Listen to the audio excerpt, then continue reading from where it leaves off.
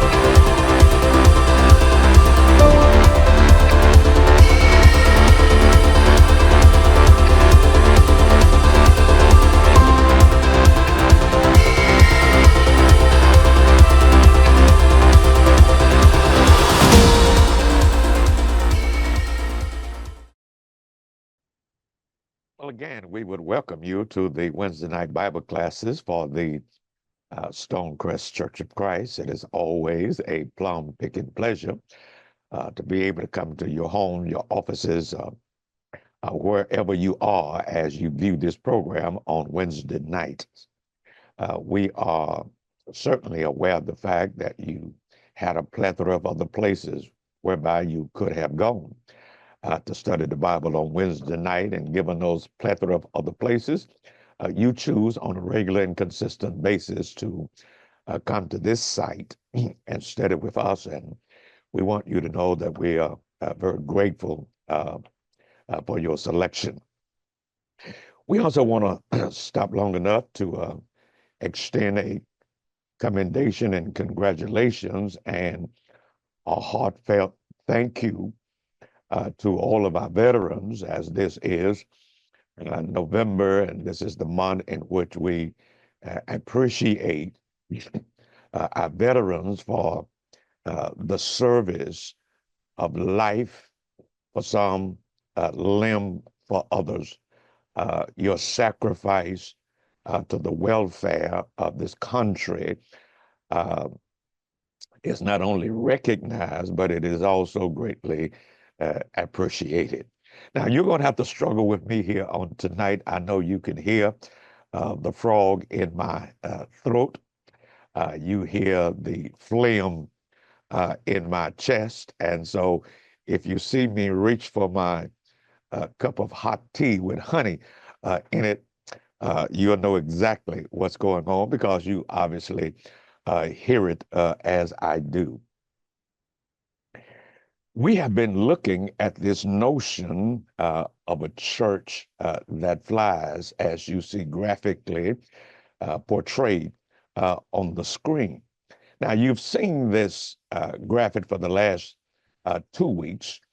So let me now tell you what this metaphor of our current series is all about, the background from which I take this series is an incident that occurred actually thousands of years ago, made more prevalent within the last 200 years.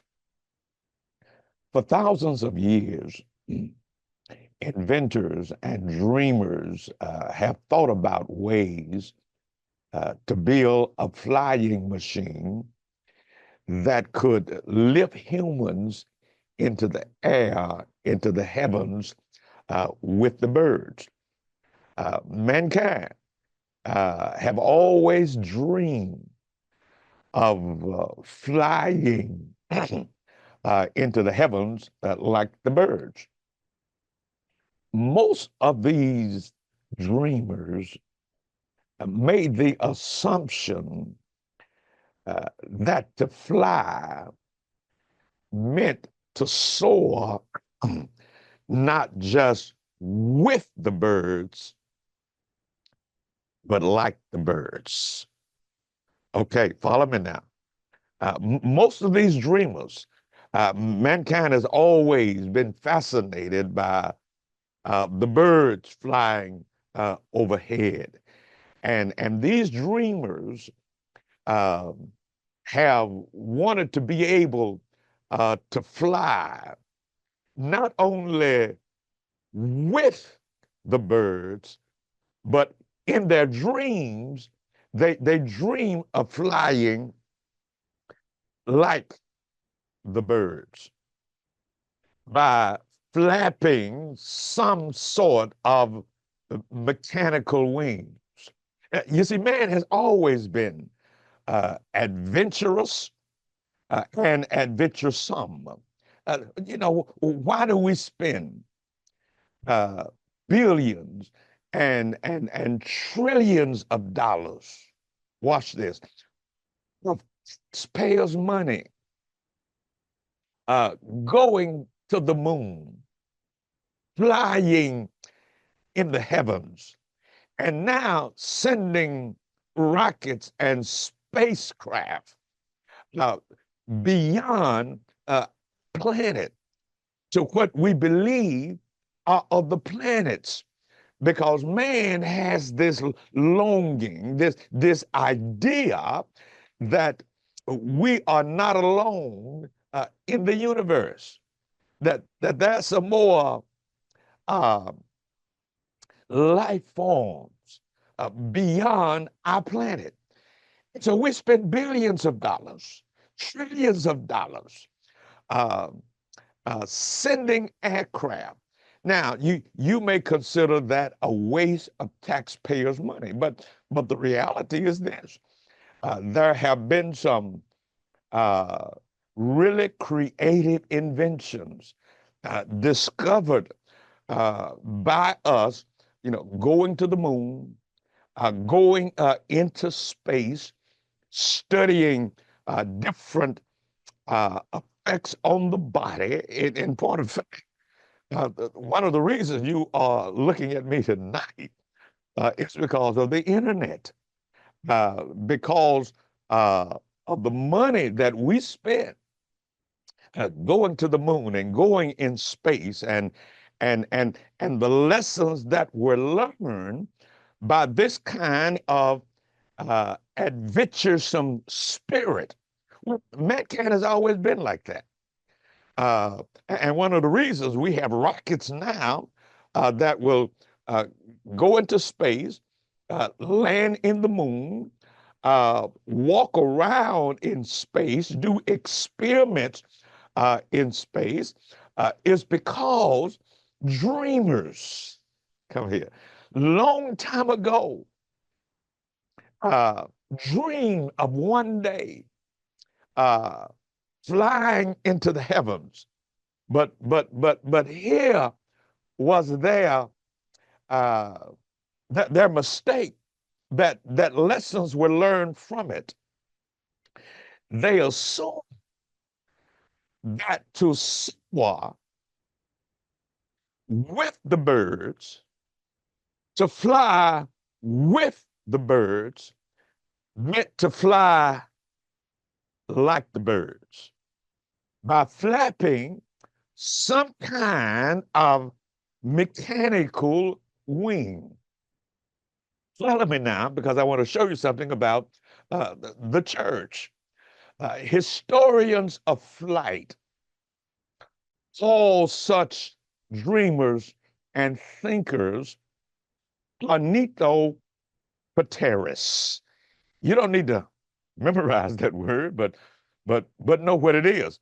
It means a wing flapper. Now, watch my predicate. Watch my thinkers. When dreamers dream of flying into the heavens, flying into the sky, they assume that if we were to be able to fly into the sky with the birds, we had to fly like the birds.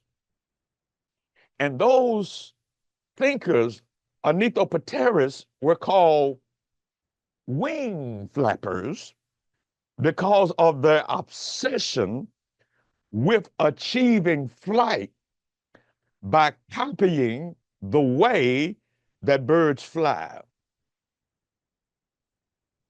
In other words, if we're going to fly with the birds, we have to fly like the birds. I'm going somewhere. In ancient Greek mythology, there is the story of Icarus, who, according to legend, now remember, this is mythology, okay? There's a legend of Icarus who somehow made wings fashioned of wood and feathers, and they were held together by wax. In this mythological legend, his contraption was able to rise into the atmosphere and navigate the skies. He flew so high and close to the sun that the wax melted his feathers melted and his feathers fell off, plunging Icarus into the Mediterranean Sea, where he drowned. Now, listen. That's myth. All right, that's legend. But don't miss the preaching point here. See, he, like dreamers, not even though this is legend, even in the legend, they they fashion flying with the birds, with flying like the birds. I'm gonna give you two words in a minute that's going to clarify this for you as we apply it to the church. So that's Icarus. But then in the 15th century, Leonardo da Vinci, uh, fascinated with birds and the possibility of flight, uh, sketched a number of flying machines. This famous uh, uh, artist, this famous uh, painter, envisioned and even sketched a number of designs where, again, watch this, uh, because he was fascinated with flight, he thought too, like the dreamers before him, that to fly with meant to fly like. Uh, but his designs, his sketches, often betray the same confusion. Here are the two words of form and function. Let me slow walk you tonight. See, his design, the dreamers, the ornithopteris, the wing flappers, all had similar fault, though the desire was admirable. They assumed if we could copy the form of birds, then we could also capture the function of birds. In other words, get the right form, and that form would produce function. So if we could design a machine, a contraption that somehow was in the form by itself would create the function. Now, in his mind, flight would become possible by giving man equipment similar to the birds. He thought large wings attached to arms or driven mechanically by pedals and chains that could be flapped up and down would achieve lift. Now, there's no evidence that he ever built and tried one of his designs. Had he done so, he probably would have ended up much like Icarus. More centuries passed, and still the notion that a man-made flying machine would have to look and act like a bird dominated the thinking of inventors. And had the ornithopteris been successful in achieving flight through slavish imitation of the bird's form, that would have been the end of the story. However, an embarrassing string of failures and the deaths of numerous aeronauts proved that a flying machine, oh, listen to this, that a flying machine, if it was to function, would have to be designed around a different form. Oh, you need to hear me right through here. Centuries past, died. They're up on failure. And then they came to the conclusion, these dreamers, the Anitopateris, these adventurous, uh, the adventurousome spirit people, they came to the conclusion that whatever flying machine we design, if it was to function, would have to be designed around a different form. Okay, you miss your shout. Men had always believed that if you could achieve the form of a bird, then you could achieve the function of a bird. But after all of those failures, all of those deaths, inventors, dreamers decided that we now have to design a flying machine who can function without having the exact same form of a bird. And it wasn't until the last 100 or so years that inventors were finally able to disconnect function from form and question whether or not flight may be possible without copying and mimicking the manner in which birds achieve flight. The way birds fly is that they flap the wings. And so inventors and thinkers came to the conclusion, uh, maybe we can design a machine that can function like a bird, soar through the skies and soar into the heavens without the form of a bird.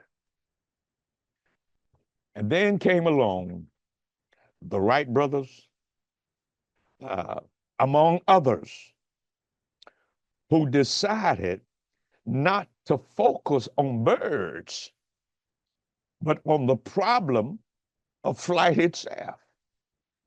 Uh, these guys and other men and women just like them decided that maybe we've been focusing on this so much. Maybe we need to start functioning on how it is the rules, the regulations, the aerodynamic function of how this is to be done without this. Teach Dr. Barclay. Watch this. Rather than attempting to build a better flapper,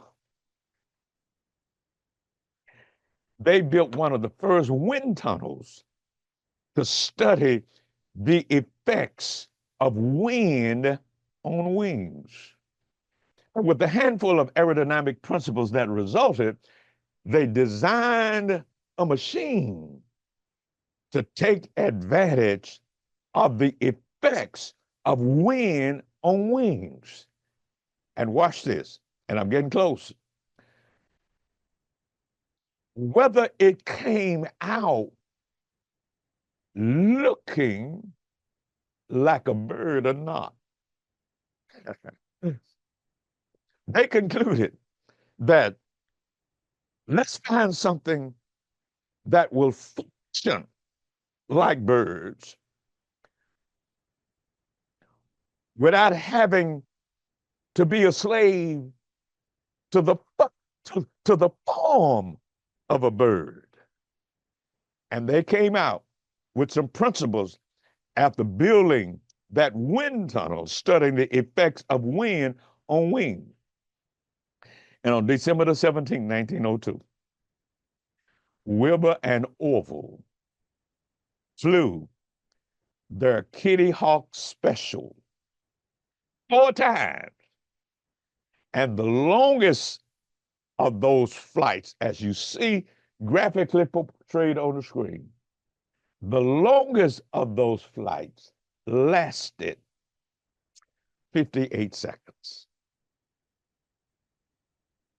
Their flying machine wasn't covered with feathers. It didn't have bird-shaped wings. The wings did not flap up and down. Here's preaching point. But it flew. Barclay, what did you just say? I just said their flying machine wasn't covered with feathers. It didn't have bird-shaped wings. The wings did not flap up and down. It didn't have the form of a bird, but it had the function of a bird, and it flew.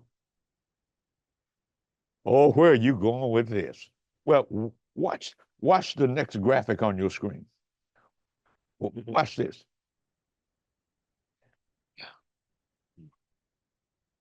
You are looking at 2 aircraft. One is Air Force One, the official jet for the President of the United States.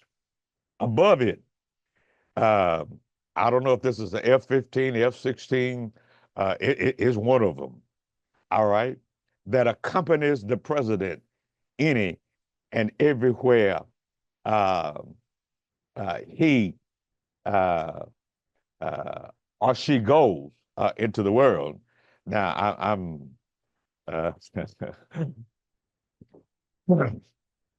I'm recording this before the election, so I don't know who won at this juncture. I don't know if it's a he. I don't know if it's a she. But that's Air Force One. That's Air Force One. That's a fighter jet that accompanies. Now watch this. Neither of those planes resemble what took place 1902, the Kitty Hawk Special. Watch this. They don't look like the first aircraft. The first flight flew 58 seconds. That plane can fly 15, 16, 17 hours through the sky without landing. In point of fact, we can put gas, we can put fuel in that plane without it ever landing. That can be refueled in midair. That's how far the technology has advanced. I don't want you to miss what I'm trying to get at here. What I'm trying to get at is men spent all of those years believing that if you copy the way birds fly,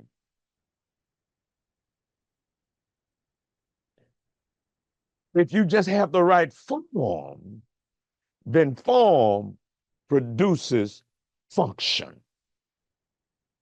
Somebody better hear me right through here. In many ways, the history of churches of Christ and Christianity, for that matter, now parallel the history of flight. For the past couple of hundred years, we have looked enviously at New Testament churches and coveted their ability to fly. Looking up at the early church, we grew dissatisfied with the limits of our own religious experience and yearned to fly just like those first century Christians. We dreamed of building a contemporary church that recaptured the same dynamic and faithfulness exhibited by the first century Christians.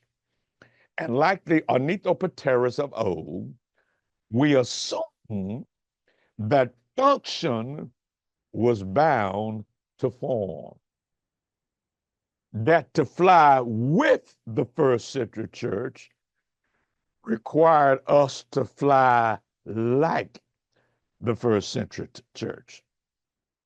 To us, restoration of first century spirit and dynamic would only be possible when we gave the modern church, watch this, the same equipment as its ancient counterparts. In other words, copying first century structures, organizations, patterns, and rituals became for us the best and necessary means for restoring the vitality and performance of the primitive church. If only we could reinstate the forms, function would follow. And so the past 150 years have been spent analyzing the New Testament church for marks of identity, for patterns. We have to pattern ourselves. We have to have the same marks of identity like the first century church. You have to put the right thing on the sign out front. You have to have the right vernacular for what you call the church. You have to call it the Church of Christ. You can't call it anything other than the Church of Christ. And to put something in front of it is somehow is to misidentify it. And we've had these kind of struggles and these kinds of fights. There are folk right here in our city, well-meaning, well-intended brethren who put nothing in front of Church of Christ. And they say, this is the way to do it. Listen, look, I'm sick and tired of fighting with brethren. Yeah, I've just determined I ain't fighting with brethren no more. I'm not fighting with believers anymore unless somehow those brethren and those believers are departing from the faith. And what you put on your sign out front and what you put on your bulletin, bless you. And so if that's what you want to do, fine. My concern is when you say to me, if I don't put on my sign, if I don't put on my bulletin what you put on yours, that somehow I'm apostate. Now that's where I will draw the line. All right. Now that's where you'll get in a fight with me. But if you want to call yourself the Church of Christ at STONECREST, rather than the STONECREST Church of Christ, you ain't gonna have no fight with me. You ain't gonna have no argument with me, because here's reality. And I said this to you a couple of weeks ago. Listen, first ingredient of rabbit stew is a rabbit. What do you mean by that? I mean, first of all, nobody for the first 300 years of Christianity even had a church building. The church didn't meet in a building called a church building located at 750 Mount Carmel Road in McDonough, Georgia. Or wherever you go to worship, whether you're over at Camp Creek, whether you're at the Renaissance, whether you're at Boulder Crest, whether you're at Hillcrest, or whether you're Simpson Street, God bless all of you. But here's the reality. The church did not, for more than 300 years, Christianity, churches did not, believers did not meet in buildings that we identified as church buildings. That's why I say first ingredient of rabbit stew is a rabbit. You're talking about what you put on the building. Ain't nobody had a building. You're talking about what you do not do. In Sunday school, ain't nobody had Sunday school. But if they had no Wednesday night Bible study. For the most part, churches met in small houses because persecution was going on. The church was considered, Christianity was considered religio illegata, that is, an illegal religion. So they couldn't come out in public and worship God. We live in a country that gives us the privilege to choose our own praying grounds. And if we can afford a facility, we can facilitate and on a regular, consistent basis meet at that facility to worship and carry out both the worship and the work of God. And you don't have to have a building. For the first 18 months of the life of the STONECREST Church of Christ, we met in a funeral home. We couldn't even put a sign on there. It wasn't our place. We shared the funeral home with another religious organization. And we had to wait until they finished their worship service in order to start us. Okay, let's get too excited about that. And you missed the preaching point. If as the graphic says, somehow we believe that if we could reinstate the forms, function would follow. That's been the mindset for the last 150 or so years. If we could have the mark, their marks of identity, if we could just duplicate the way they did things, then we will be who they were. In other words, copy their forms and function will follow. I need to say something to you. As a restoration movement, with many still having that mindset, we have experienced an embarrassing string of failures. Look at my screen. Divisions, stagnation, a sense of being increasingly marginalized in our culture, a loss of identity, and unfortunately, spiritual deaths of people we know and love who in too many places wanted to copy the exact form and the exact patterns of the first century church. Friends, I have a lot to say to you in this area because we continue to do damage to the growth. And it may be one of the reasons the church is not soaring. And it may be one of the reasons that the church is not flying and growing at a level that it could grow, because we are content in copying forms belonging to believers and Christians in another culture, at another point in time, in another point in history. And we are saying in too many places, you have to do it exactly like their form did it, or you are not doing it correctly. And that's what this series is going to be about. And I hold in my hand here, we'll get into this next week, It's a book entitled Churches of Christ in the United States. This book was published back in the 1980s, and is nothing more than just a listing of churches throughout the United States. So, as believers uh, uh, travel the 50 or so states in the United States, they can find uh, a congregation to attend in their travels and in their journeys, and if somehow they relocate to those areas. Now, of course, uh, um, uh, this was done back in the late 80s, early 90s.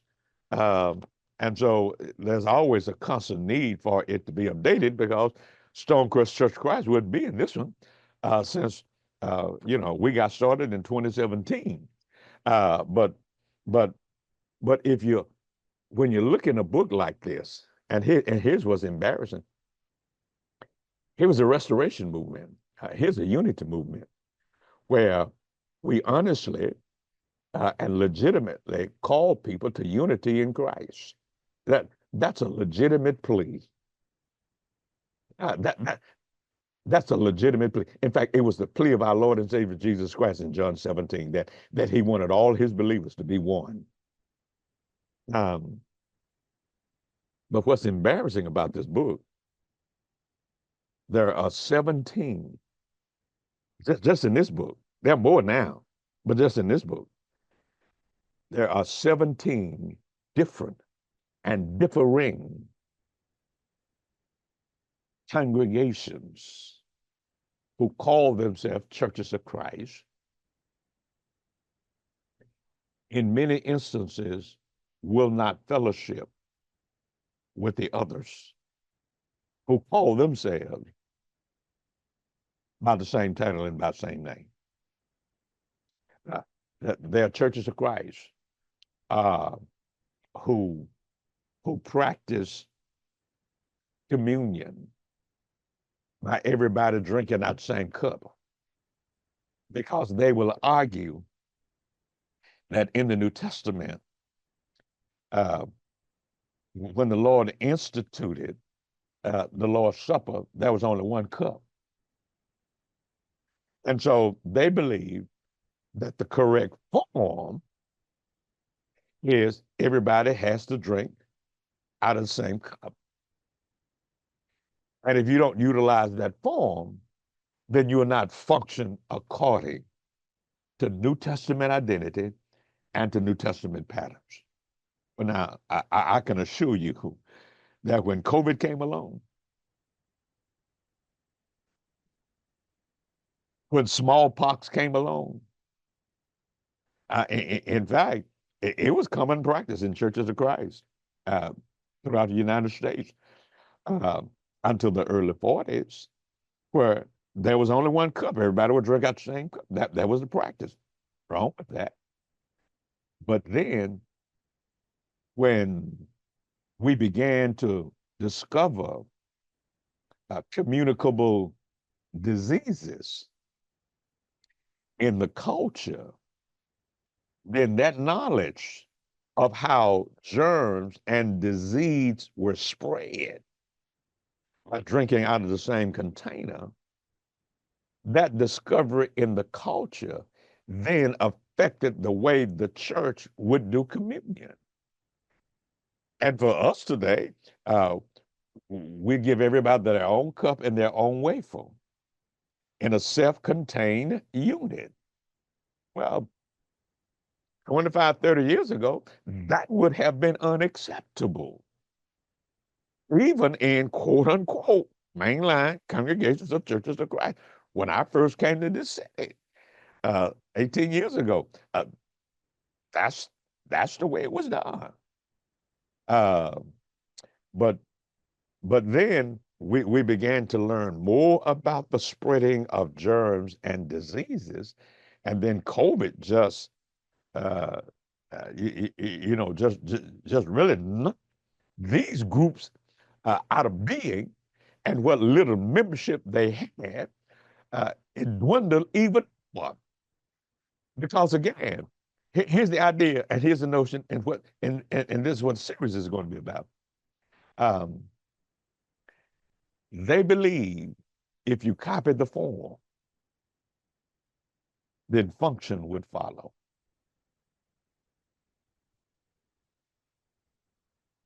And what I'm trying to get across to you in this series is, and what I'm attempting to do is to build a spiritual wind tunnel and argue and suggest that we need to function according to our history, our time, our culture. We don't change the commands of God. If God commanded baptism to be in the name of the Father, the Son, and the Holy Spirit in water, and it is a barrier, we can't change that. We can't even change that form. But uh, uh, does it have to be on a Sunday? Um, I've even seen some brethren that when we baptize somebody, the shock of the water causes their feet to come up out of the water. Um, and some well-meaning, well-intended brethren said, no, we got to baptize them again because baptism is a burial. Well, uh, come on. If you live in Louisiana, burial means you're buried above the ground.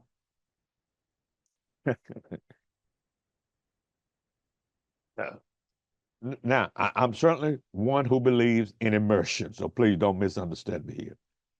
I believe that one needs to go under the water and then be raised again. Now, but for somebody's feet to come up out of the water, you got to baptize them all again.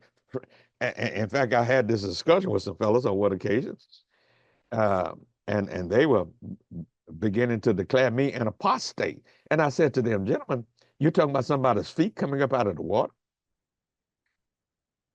Were not their feet the first things in the water? I mean, their feet had already been covered. Their feet had already been immersed. See, again, I'm just trying to illustrate